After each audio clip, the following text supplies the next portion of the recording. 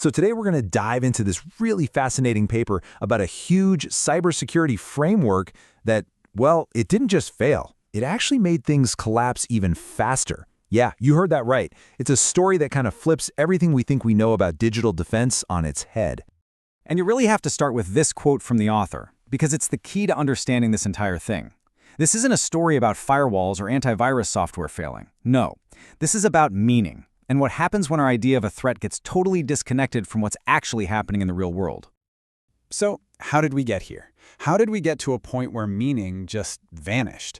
Well, our story kicks off back in 2015 with a brand new framework that promised to make everything better and a whole lot clearer. Back then, this new framework was rolled out with a really noble goal.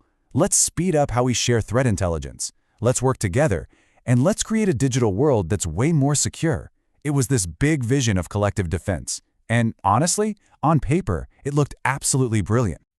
I mean, just look at how logical this whole system looks. You've got identity and all this telemetry data flowing into a threat intelligence engine. That engine then drives automated defenses, and this scoring system creates this perfect, self-correcting, self-improving loop. It's clean, it's elegant, and you'd think it would be completely foolproof. And that right there is the central mystery. If this framework was the big solution, then why did some of the most massive breaches we've ever seen, we're talking SolarWinds, Storm 0558, happen inside the very ecosystem it was built to protect? The answer, according to this paper, is pretty shocking. And here's the big twist. The framework didn't just fail to stop these attacks. The whole point of this paper is that its very design, the thing that was supposed to protect everyone, actually accelerated the collapse. It made things worse, faster. Let's be super clear here. This wasn't about some simple software bug or a patch that got missed. Nope. The problem was literally baked into the system's DNA. Its core philosophy, its entire model was built on a completely flawed understanding of the world. This brings us to what the paper calls its core principle, C0.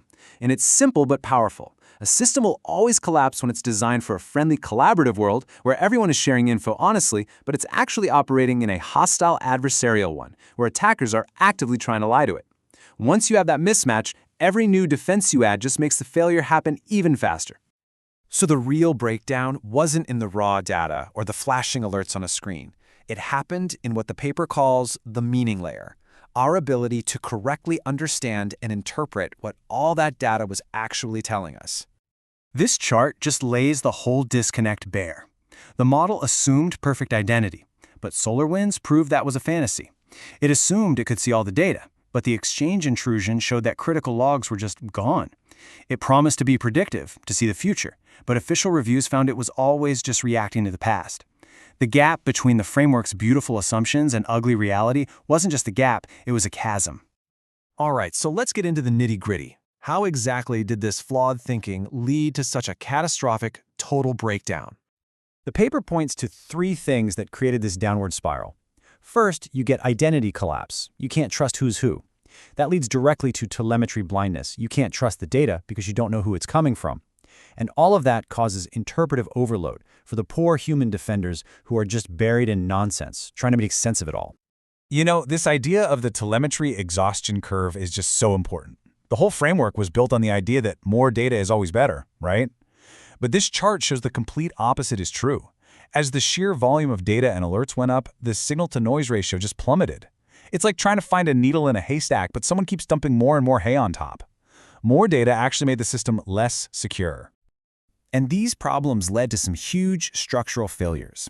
You had this dangerous monoculture where everyone was listening to the same flawed signals. The data lost its meaning as it got passed around. The paper calls this semantic drift, which is basically a game of telephone for critical threat intel. And the system was obsessed with speed over accuracy, so lies and bad data spread way faster than the truth. All of it just handed a massive advantage to the attackers. This collapse velocity diagram is basically the horror movie finale. It shows how everything just falls apart.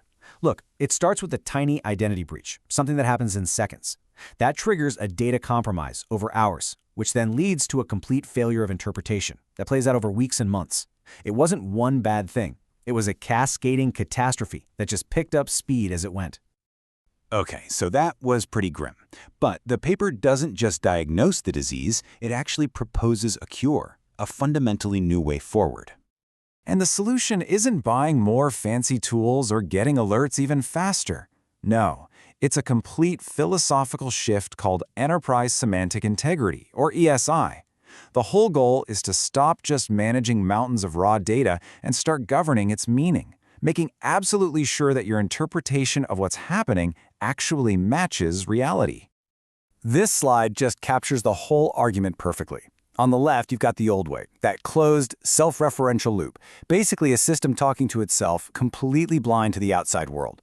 And on the right, you have the new ESI model, an open loop. It's designed to be vendor agnostic, and it's constantly checking itself against external reality. It's a system designed to see the world as it is, not just reinforce its own bad assumptions.